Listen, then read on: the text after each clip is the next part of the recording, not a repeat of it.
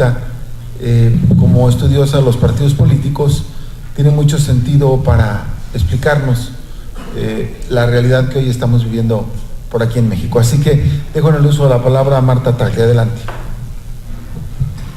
Gracias, coordinador.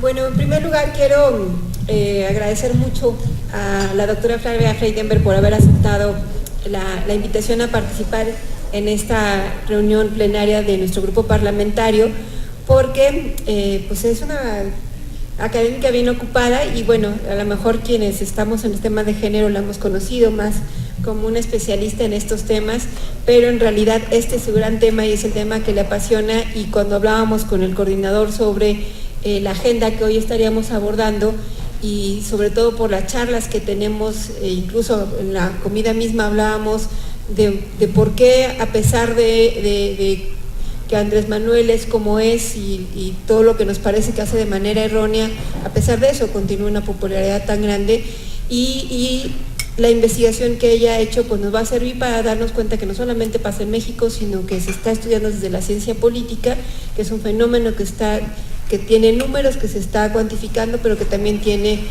cuestiones de tipo y corte ideológico y partidista que necesitamos también nosotros reflexionar como grupo parlamentario, pues de cara a la conformación de la agenda que tendremos para el próximo año. Entonces, en ese sentido, agradecerle de verdad muchísimo a la doctora Flavia Freidenberg su presencia.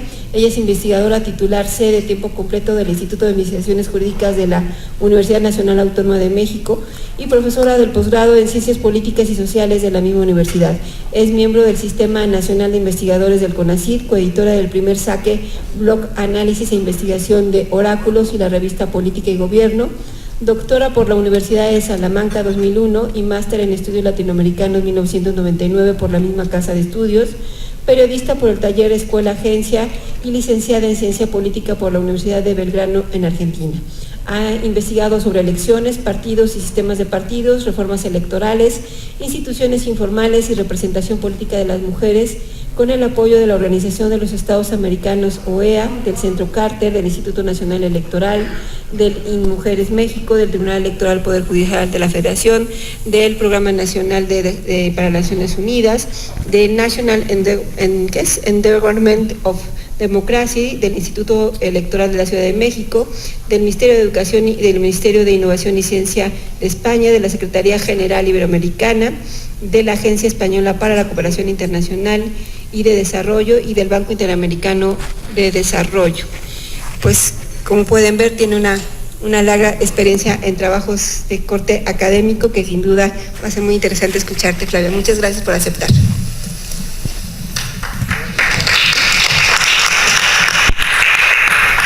Bueno, buenas tardes a todas y todos. Me suele pasar cuando voy a hablar de temas complicados. ¿Ahora sí? ¿Mejor ahí?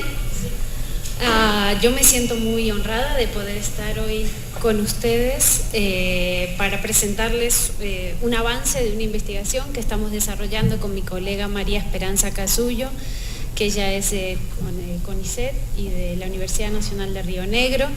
Y la razón por la cual creo que me invitaron es porque este martes salió publicado un artículo donde encontraron que yo había trabajado sobre este tema, aunque en México me suelen ubicar en otras agendas de investigación, pero yo llevo 20 años estudiando a ustedes. Ustedes son mis ratoncitos de laboratorio, así que para mí es un honor estar aquí y les quiero compartir algunas ideas que consensuamos con mi colega, la doctora María Esperanza Casullo. Nosotras publicamos en el año, hace 7 años, un artículo en The Washington Post, en un periódico norteamericano, en donde llamábamos la atención sobre un fenómeno similar que se estaba dando en Europa. Yo vivía en Europa en esa época, en España, y que también veíamos que se estaba dando en América Latina. Y esta semana, recordando que habíamos escrito aquel artículo, dijimos, pero México parecería ser que le está pasando lo que nosotras dijimos hace 7 años, y de ahí salió el artículo. Entonces hoy quiero contarles algunas de las ideas que nosotras estamos trabajando. Esto es un trabajo de investigación, no es un trabajo partidista. y por supuesto estaré encantada de escuchar sus comentarios, críticas, ideas para mejorarlo. Nosotros partimos de una pregunta y es una pregunta explicativa que tiene que ver con por qué partidos que históricamente han estado controlando la política de sus sistemas de partidos, lo que nosotros llamamos partidos tradicionales, partidos que han impulsado muchas políticas, que son reconocidos por la gente, que han sido valorados por la gente y que han que han monopolizado el control de la agenda pública, de un día para otro dejan de tener ese control del sistema político, y otros actores que son nuevos o que son de la vieja guardia pero que consiguen reciclarse, readaptarse, reinventarse, ocupan su lugar. Y nos preguntamos esto porque lo empezamos a mirar como un fenómeno que, como les decía, se había dado en diferentes contextos, es decir, no solo en contextos latinoamericanos, sino también en contextos europeos.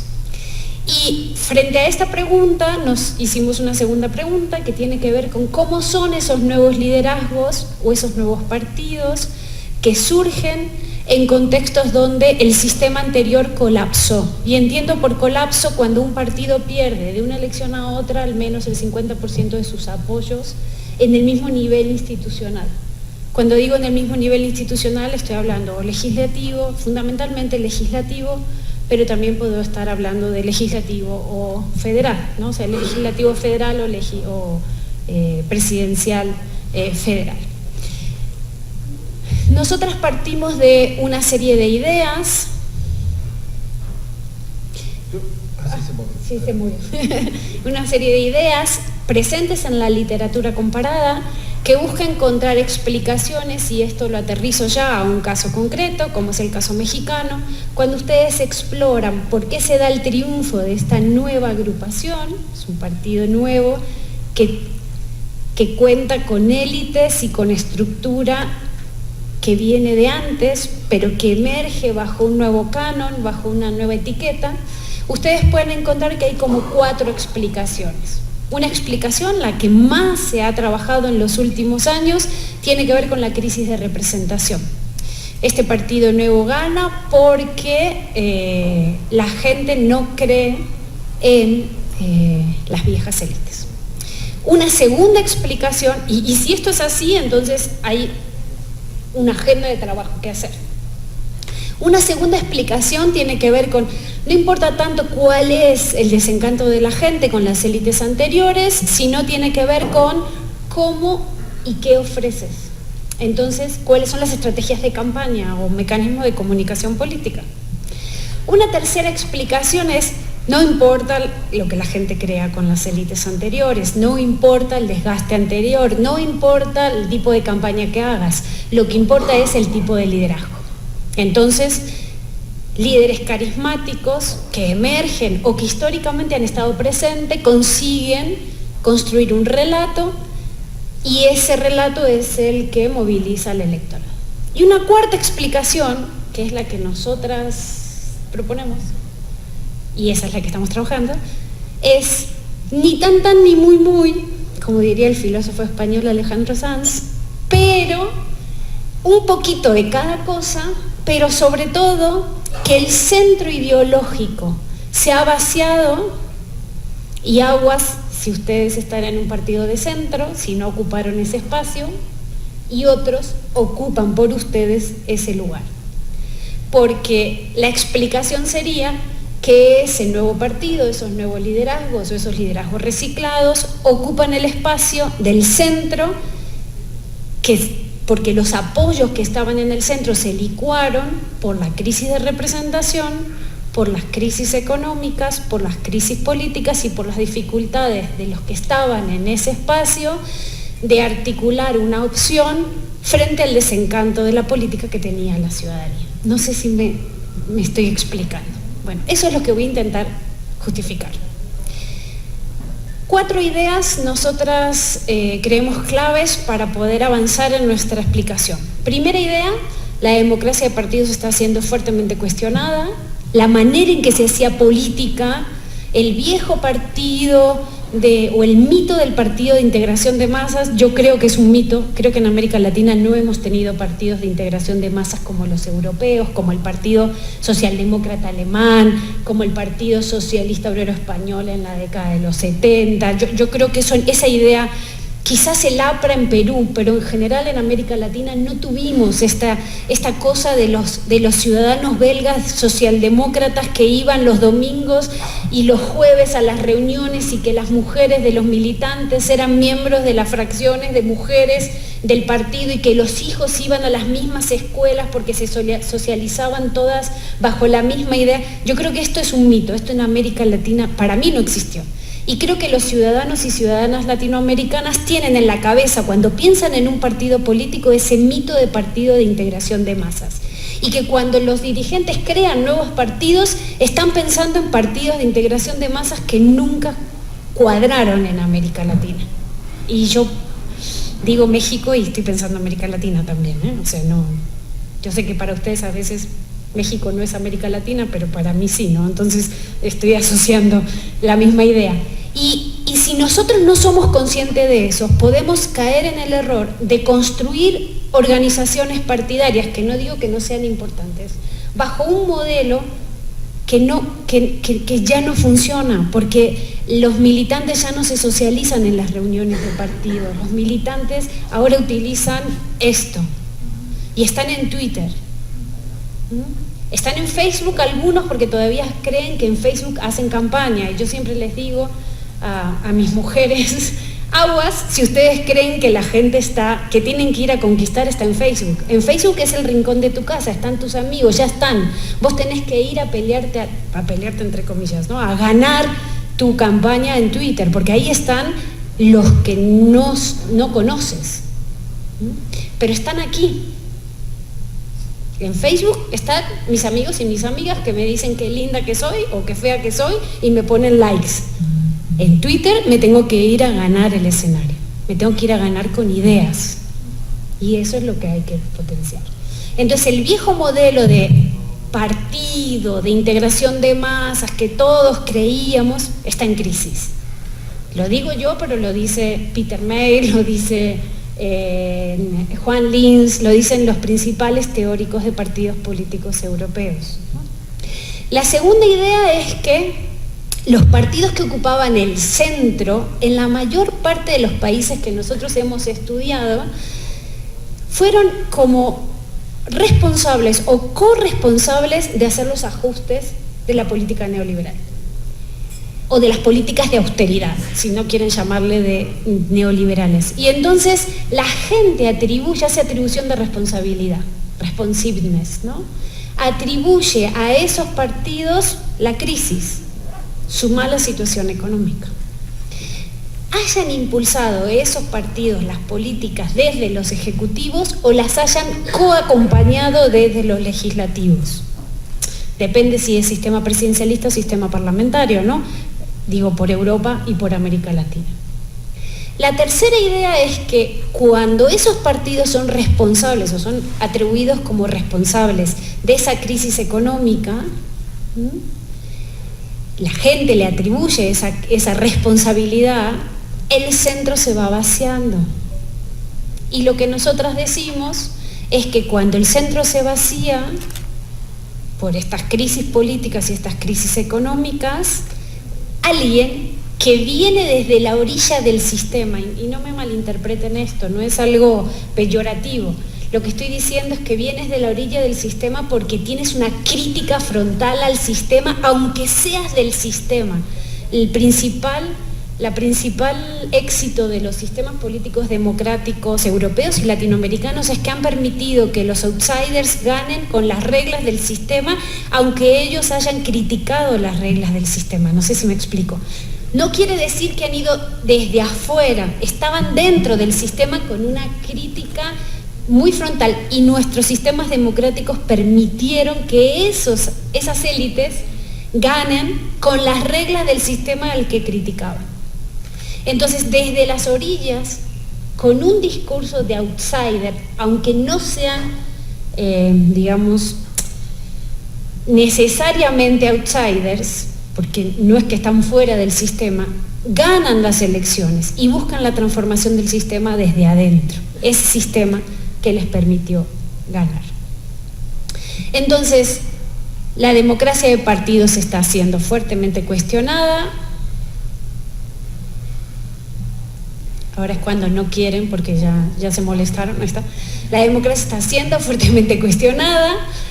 Los electores les están cambiando la manera de informarse, las maneras por las cuales están motivados a votar, en el tipo de voto. Hay una crisis de representación política muy fuerte porque la gente está desencantada con la manera de hacer política de manera tradicional. Emergen nuevos actores que le compiten a los partidos sin necesidad de competir en elecciones. Piensen en los movimientos religiosos evangélicos que están haciendo trabajo de llano, que están moviéndose en la calle, en el territorio, y que no compiten en elecciones directamente, pero que sí ponen a sus miembros en los partidos o presionan a los partidos sobre determinadas políticas y determinadas propuestas que tienen que llevar al legislativo. Piensen en los medios de comunicación de masas, piensen en nuevos relatos y maneras de pensar la política. Guillermo O'Donnell hace unos años hablaba de la democracia delegativa. Yo creo que mucha de la ciudadanía delega su capacidad de representación en líderes que creen que son salvadores y que ellos le van a resolver todos los problemas, y eso le llamo delegación, no necesariamente en el sentido de Guillermo O'Donnell, pero sí en que tú entregas tu capacidad de resolución y de responsabilidad a alguien que lo va a resolver por ti. Y piensen en los últimos ciclos de movilización. Quizás México todavía no los ha visto como lo ha visto en este último año Ecuador, Perú, Bolivia, Chile, que todavía sigue esa crisis en la calle, ¿no? Entonces hay una idea de cómo se hacía la política a través de los partidos que está siendo fuertemente cuestionada. Hay una serie de medidas económicas que se han impulsado y que ha tenido costos sobre la ciudadanía. Si alguien está al lado del ordenador, gracias. Y que ha hecho que esos partidos de centro se hagan vistos como responsables de las políticas de ajuste económico, y eso ha llevado a que esos partidos de centro pierdan capacidad representativa. El PP y el PSOE, por ejemplo, en España, casi no había diferencias entre ellos sobre la política económica. Es cierto que ahí hay una estructura supranacional, que es la Unión Europea, que condiciona el tipo de políticas económicas, pero no había gran diferencia sobre lo que se proponía o cómo alcanzar los objetivos que la Unión Europea te imponía. En Grecia pasaba casi lo mismo, y los partidos centristas latinoamericanos también fueron responsables por lo mismo. Cuanto mayor fue la crisis social y económica que tuvieron los países, mayor el compromiso de los partidos tradicionales con las políticas de ajuste, más fuerte ha sido el derrumbe de los partidos de centro en los países de la región. Venezuela, Bolivia y Ecuador son ejemplo de esto hace ya 10 o 15 años, y en estos sistemas, la mayor parte de esos sistemas de partidos colapsaron. Quiere decir que los partidos que controlaban la agenda ya no existieron más. Y ese centro fue ocupado por alternativas.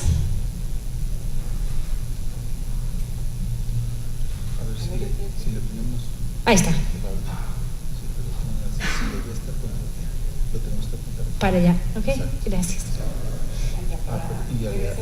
Ahí está. Y entonces en esos centros surgen estos partidos que en la literatura hay un autor que se llama Otto Kirchheimer. Yo siempre le digo a mis estudiantes, si ustedes quieren ser famosos, hagan como Otto Kirchheimer, que solo escribió un artículo de 35 páginas y se hizo famoso, después se murió. Y todos lo recordamos por ese artículo, el único que escribió. Y él creó una categoría que es el Catch-all Party, o el partido de todo el mundo. Es decir, es una estrategia en donde tú vas y movilizas de izquierda a derecha, de arriba y de abajo, de unos y otros para ganar una elección. Te licúas tus posicionamientos extremos y te vas hacia el centro.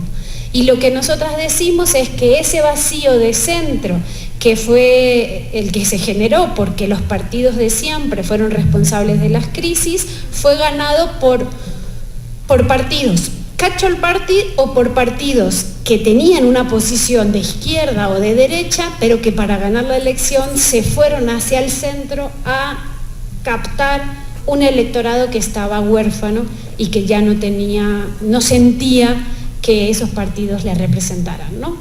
Y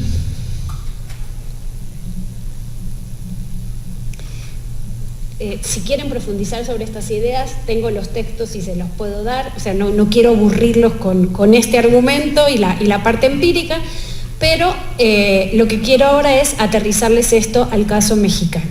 Y entonces cuando ustedes van a la elección del 2018, y ustedes ya lo saben, la elección del 1 de julio fue una elección crítica, Morena ganó en todos lados, todo.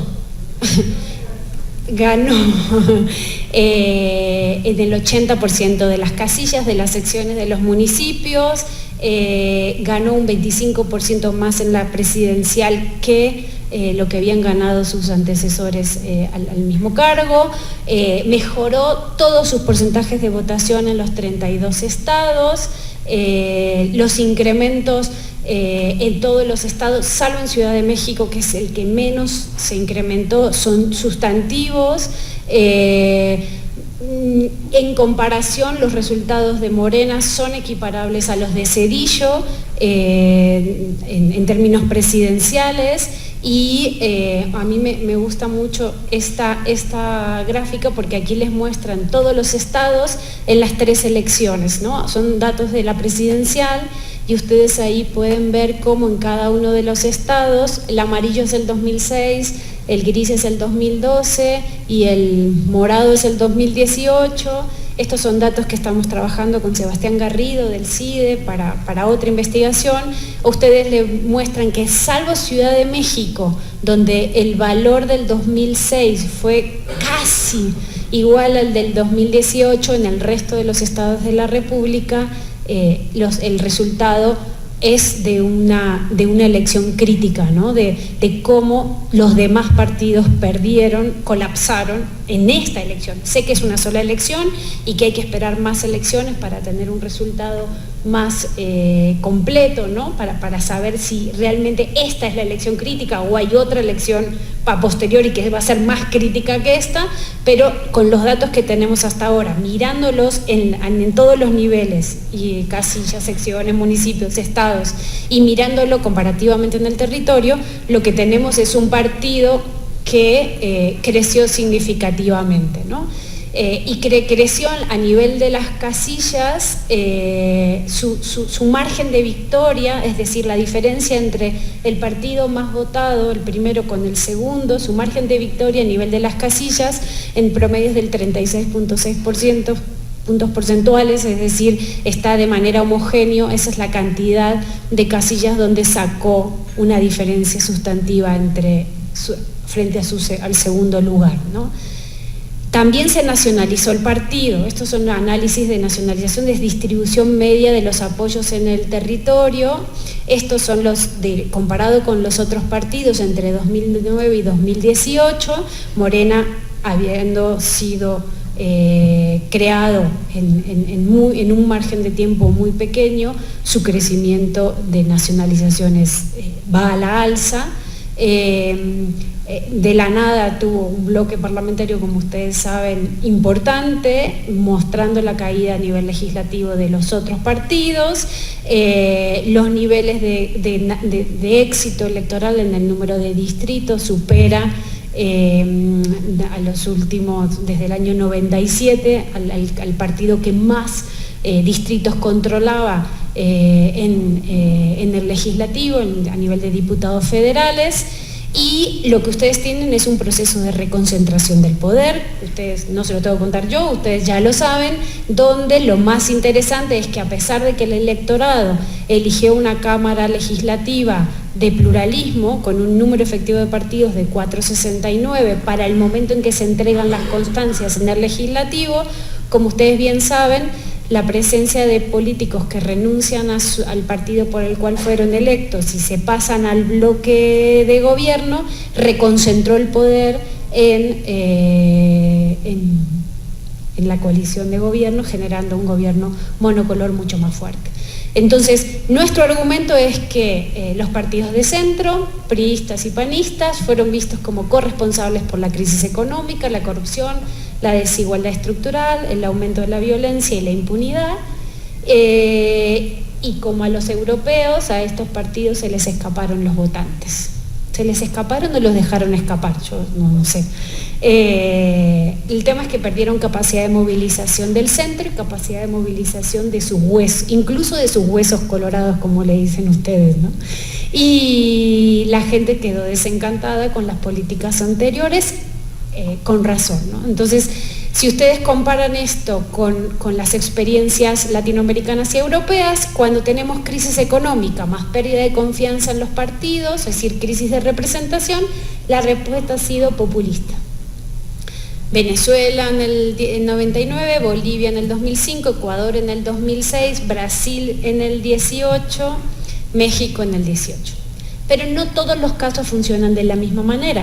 Hay otros que han tenido crisis económica y en vez de haber una responsabilidad hacia los partidos de centro, esa responsabilidad se reconfigura y hay un proceso de relegitimación del sistema de partidos. Argentina en el 2003, España en el 2019, también en el caso español por el susto de la emergencia de los partidos de extrema derecha, como Vox, que está ganando cada vez más espacio, ¿no? Y entonces el electorado centrista dice, ay, sí, estos no me gustan tanto, pero entre estos y los extrema derecha de Vox, ¿qué tal si me quedo con los que ya conocí? Y esto es lo que les pasa en el 2019 a los españoles, ¿no?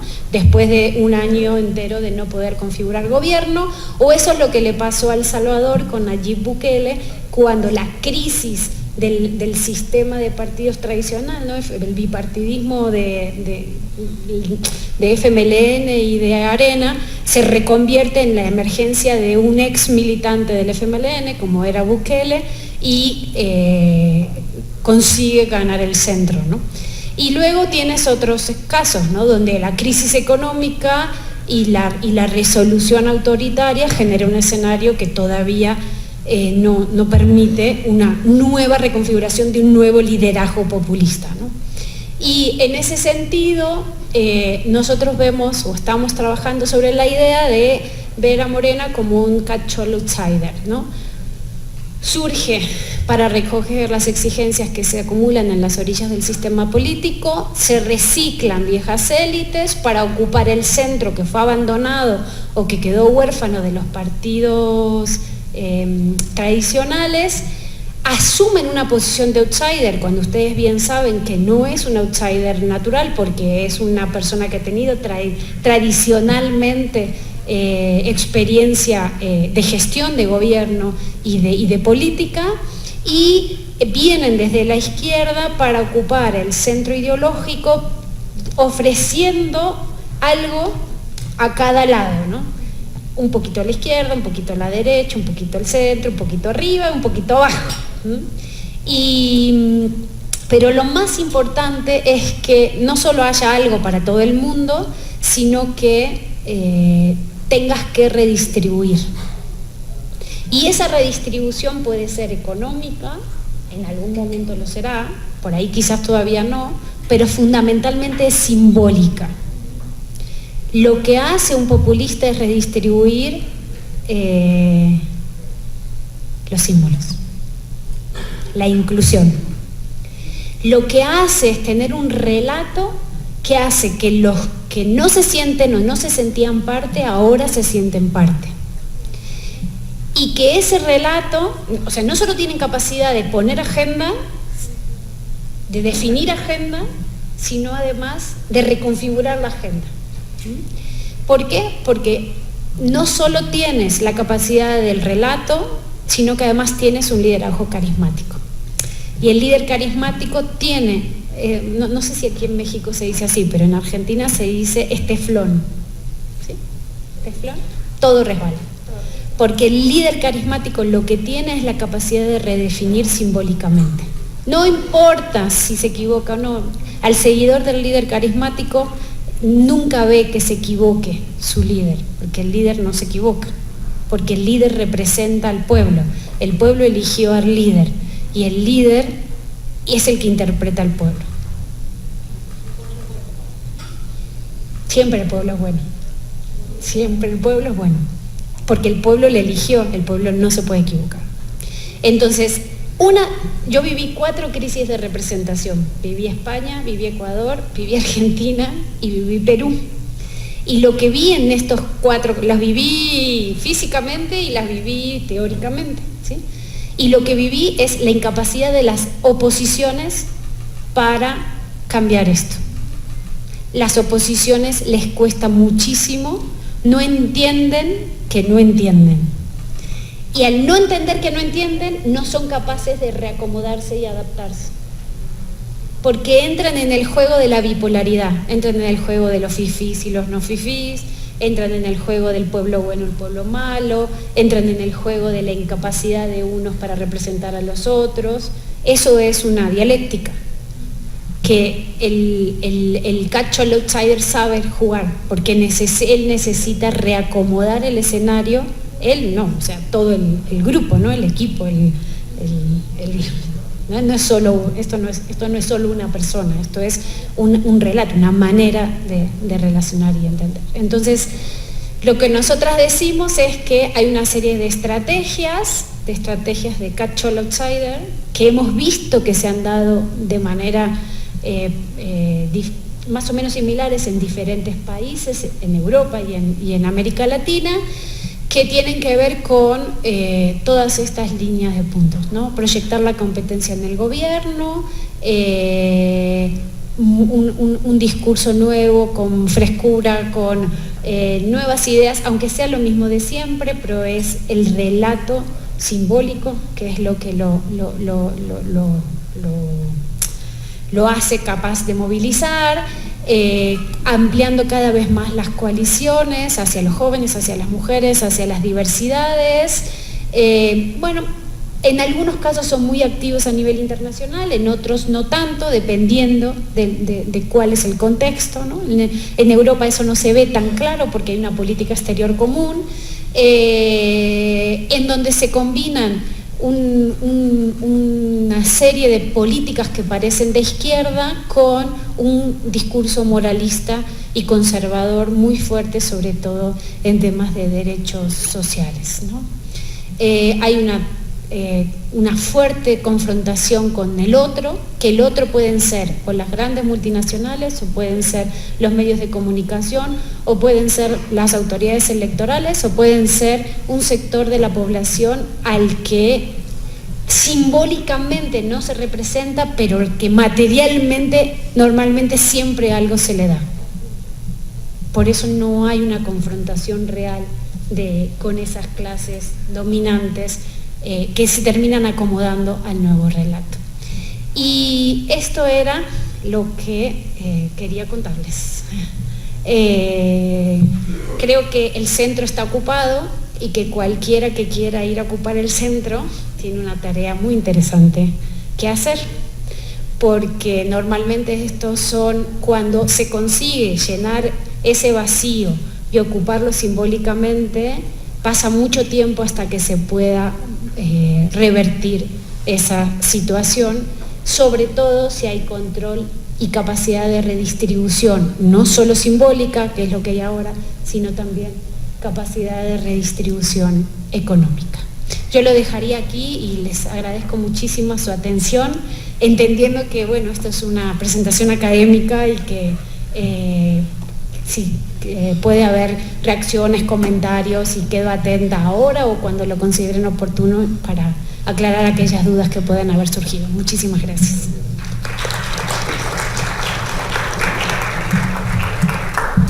Bueno, pues le agradezco mucho a Flavia y quedaría abierta